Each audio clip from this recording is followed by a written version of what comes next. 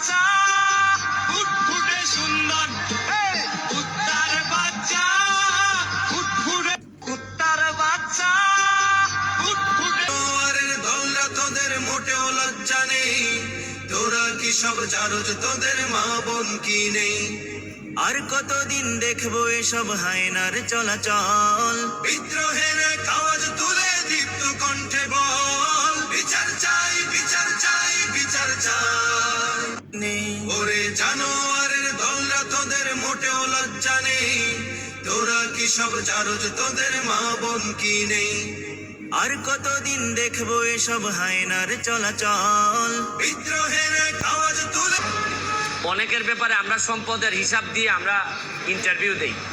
ওনার সম্পদের ফিরিস্তি এত বড় যে কোনটা আগে বলবো কোনটা পরে বলবো এটা আমার মাথায় ধরে না।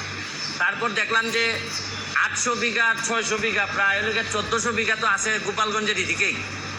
তো আমার কাছে মনে হয়েছে যে এইসব অভিযোগ তো এটা তো আর মনে অস্বীকার উনি করেন নাই যে এই জমিগুলো আছে। তো আমার এলাকায় আমি বলে আসছিলাম যে কিছু লোক আছে অনেক সময় যে জায়গায় যায় কিছু পয়সা করে থাকলে একটা করে বিয়ে করে আসে, আর এই উনারে দেখলাম যে উনি যে জায়গায় গেছে মোটামুটি জমি জমার মালিক হয়ে আসছে। আর একটা বিষয় কি যে একজন আইজিপি মহোদয় উনার যদি এত সম্পদ হয় পরে বৈধ অবৈধের প্রশ্ন। উনার 34 বছরের লাইফে উনার বেতন সহ প্রায় 2.25 কোটি, কিন্তু 2.25 কোটি তো উনার বেতন টেতন মিলে আর উনার মেয়ে আর বউ মিলে মাশাল্লাহ প্রায় কয়েকশো কোটি। তা এত টাকা যদি উনার থাকে কেউ কোনো কথা বলে না, মানে একটা ইনকোয়ারি যে করবো। আমি কিন্তু বলছি না যে উনি এখনই দুর্নীতিবাজ। আরে ভাই এত সম্পদের কথা বলবে না কেউ।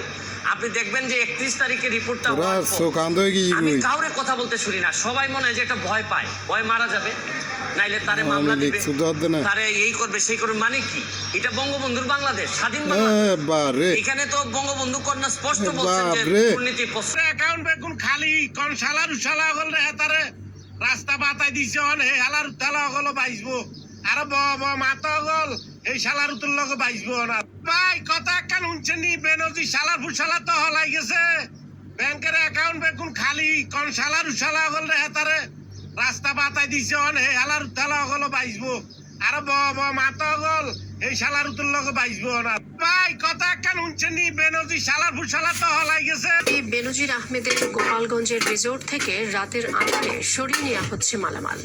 সম্প্রতি তার এসব সম্পদ ক্রোকের নির্দেশ দেয় আদালত।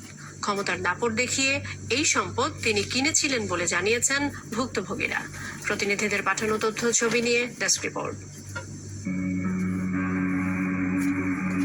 গোপালগঞ্জে এই জমিগুলো পানির দামে কিনেছিলেন পুলিশের সাবেক আইজি বেনজির আহমেদ। বানিয়েছেন দৃষ্টিনন্দন পার্ক। বেনজিরের ক্ষমতার সবচেয়ে বড় শিকার ওই এলাকার সংখ্যালঘু সম্প্রদায়।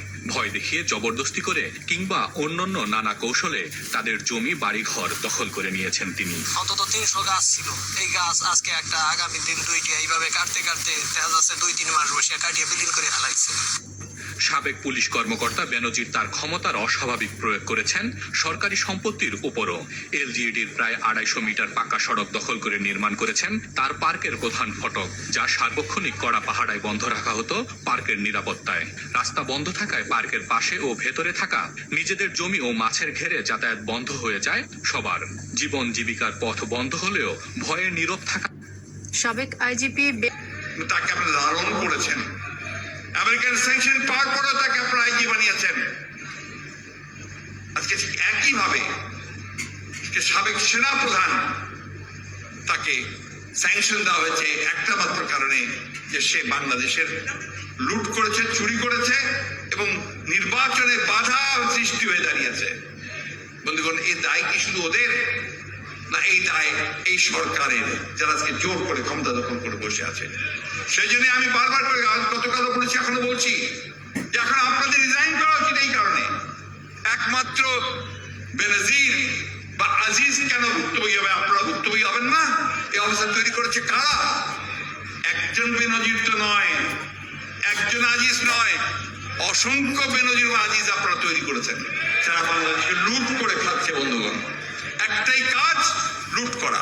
এখন জেগে উঠবার সময় এসেছে বন্ধুগণ, সে জেগে উঠবে। তরুণ যুবক নজরুল ইসলাম তার কথায় বলেছে যে কে আছো জোয়ান হও অগোয়ান থাকিছে ভবিষ্যৎ।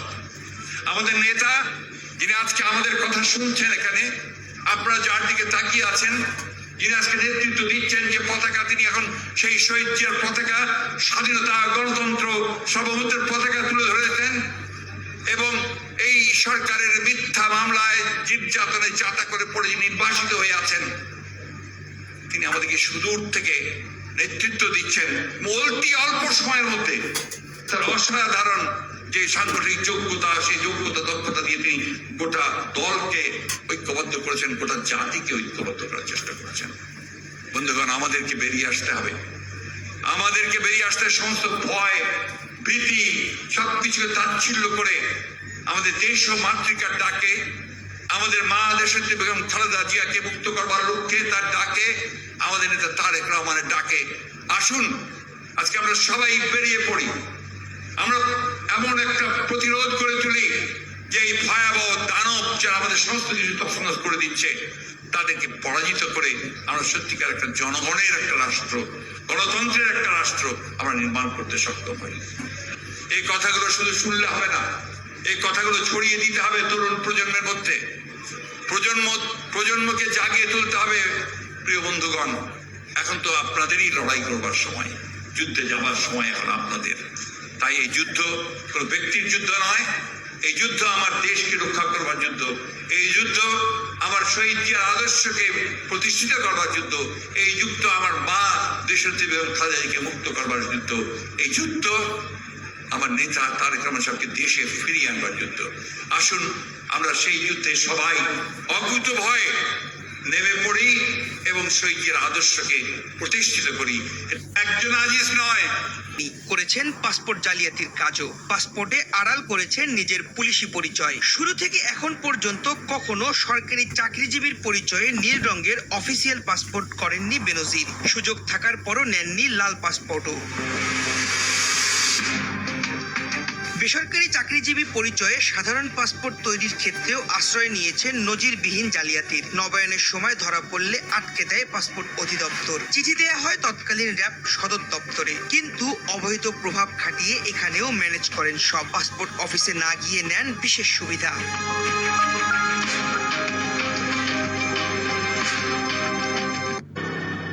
শুধু দুর্নীতি করে দেশ ছাড়েননি তিনি, করেছেন পাসপোর্ট জালিয়াতির কাজও, পাসপোর্টে আড়াল করেছেন নিজের পুলিশি পরিচয়। শুরু থেকে এখন পর্যন্ত কখনো সরকারি চাকরিজীবীর পরিচয়ে নীল রঙের অফিসিয়াল পাসপোর্ট করেননি বেনজির। সুযোগ থাকার পরও নেননি লাল পাসপোর্টও। বেসরকারি চাকরিজীবী পরিচয়ে সাধারণ পাসপোর্ট তৈরির একর জমির মালিক বেনজিরের স্ত্রী জিশান। আরো গ্রামের ভিতরে সম্পদ আছে 500 একর। টোটাল সিটিতে ঢাকা চট্টগ্রাম সহকার জেলা শহরের মধ্যে তার সম্পদের পরিমাণ হচ্ছে 142 একর। 33 দিয়ে যদি আপনি ভাগ করেন এক একরকে, তাহলে হচ্ছে 4686 জায়গা হচ্ছে বেনজিরের স্ত্রীর নামে। এবার 1% জায়গার দাম যদি নর্মালি 1 লক্ষ টাকা হয়, প্রায় সে 4 হইতে 5,000 কোটি টাকার মালিক শুধু সম্পদ দিয়া। এবার গ্রামের ভিতরে ওই যে চিংড়ির গেট, তারপরে বিভিন্ন ধরনের স্থাপনা তৈরি করছে, ওইখানে আছে আপনার ধরেন আরো 500 একর। তাহলে এক বেনজিরের স্ত্রীর যে সম্পদ, শেখ হাসিনা এবং খালেদা জিয়ার মতো 10টা প্রধানমন্ত্রীকে বেনজিরের স্ত্রী কিনতে পারবো। আপনি বুঝতে পারতেছেন দেশের প্রজাতন্ত্রের কর্মচারীর কত বড় পেট আর প্রজাতন্ত্রের রাগ। আসসালামু আলাইকুম। করতে পারছেন না পুলিশের সাবেক আইজিপি বেনজির আহমেদ। দুর্নীতির অভিযোগ ওঠায় বেনজির পরিবারের বিদেশ সফর বন্ধেও দুদক পদক্ষেপ নিচ্ছে। দুদকের তথ্য, মাত্র 5 বছরে 400 বিঘা জমির মালিক বেনজির, তার স্ত্রী এবং 3 মেয়ে। প্রভাবশালী সাবেক এই আইজিপির আরো সম্পদের খোঁজে জেলায় জেলায় চিঠি পাঠিয়েছে দুদক। দেশের বাইরেও চলছে তার সম্পদের অনুসন্ধান। দুদক জানিয়েছে নিয়ম মেনেই সম্পদ জব্দের প্রক্রিয়া থাকছে রিপোর্টে। এটা বেনজির দোষ না, এটা হলো আমাদের বাংলাদেশ সরকার। সবারই সাথ দিচ্ছে এরকম, আরো হাজার হাজার আছে। ফ্ল্যাট কিনেছেন পুলিশের সাবেক আইজিপি বেনজির আহমেদ। খাতা কলমে ফ্ল্যাটগুলোর মূল্য 20 কোটি টাকার বেশি হলেও প্রতিটি ফ্ল্যাটের দাম দেখানো হয়েছে 53 থেকে 56 লাখ টাকা। আশ্চর্যের বিষয়, প্রায় 100 কোটি টাকার এই সম্পদ একদিনই কিনেছেন বেনজির আহমেদ। 34 বছর 7 মাসের চাকরি জীবনে বেতন ভাতা বাবদ সর্বোচ্চ 2 কোটি টাকা যার আয় হওয়ার কথা, শুধু স্ত্রীর নামেই সেই মানুষটি কিনেছেন 531 একর জমি। দুদকের তালিকায় বেনজির, তার স্ত্রী ও 3 মেয়ের নামে ঢাকা ও আশেপাশে রয়েছে 201টি জমির দলিল। প্রভাবশালী এই আইজিপি 2019 থেকে 2023 সাল পর্যন্ত সব থেকে বেশি সম্পদ গড়ে তুলেছেন 4টি ব্যবসা প্রতিষ্ঠান, যার শতভাগ মালিকানা বেনজির পরিবারের হাতে। সেই সাথে 15টি ব্যাংকের আংশিক মালিকানা রয়েছে তাদের। এসব কোম্পানির অর্থ জমা পড়ত 33টি ব্যাংক অ্যাকাউন্টে, আর 3টি ব্যাংক অ্যাকাউন্টের মাধ্যমে পরিচালনা করতেন শেয়ার মার্কেট। পূর্বাঞ্চলের আনন্দ হাউজিং সোসাইটি এলাকায় 40 কাঠার উপর গড়ে ওঠা অট্টালিকার মালিক বেনজির আহমেদ ডুপ্লেক্স বাড়িটি গড়ে তুলেছেন চাকরিতে কর্মরত অবস্থায়। এনে উঠছে চাই 4-5 বছর। মানে তো আই যাই এটা জিগাইলাম ওটা কার বাড়ি পরে ওনার বললো ওটা বেনাজির বাড়ি দেওয়া। বেলা বেলজিয়ামে আইলো কিশোরী নগর বইলো পাশানো। তার সম্পদ অনুসন্ধানে চিঠি পাঠানো হয়েছে। বিদেশেও তার সম্পদের সন্ধান পেতে বাংলাদেশ ব্যাংকের দ্বারস্থ হয়েছে সংস্থাটি। আদালত যে আদেশটা দিয়েছে এখন পর্যন্ত সেটা ক্রোক অবস্থায় আছে, ক্রোক হইল মানে আদালতের মাধ্যমে রাষ্ট্রের নিয়ম এতদিন পরে আদালতের আদালতে আগে হবেই। এখন সম্পত্তি যেভাবে আছে সেভাবেই থাকবে।